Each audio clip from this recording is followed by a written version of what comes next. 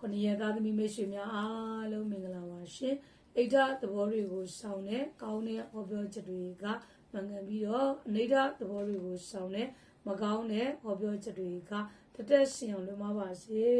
2026ခုနှစ်ဇန်နဝါရီလ31ရက်နေ့တောက်ကြသားသမီးများအတွက်တနေ့တာဟောစတန်ဖြစ်ပါတယ်တောက်ကြသားသမီးများအတွက်ဒီနေ့မှာမိတ်ဆွေအပေါင်းအသင်းများနဲ့ပတ်သက်ပြီးသွားရင်အစုစက်တူရှယ်ယာကိစ္စတွေပေါ်လာတတ်တယ်ပေါ်လာမယ်ဆိုရင်လို့ဆောင်သင့်တယ်ကောင်းတဲ့အဆင်ပြေအောင်မြင်မယ်နော်အဝေးအတဲတီးဖနက်တွေလည်းမရည်ရွယ်ပဲမထင်မပေးနဲ့လက်ဆောင်ရတဲ့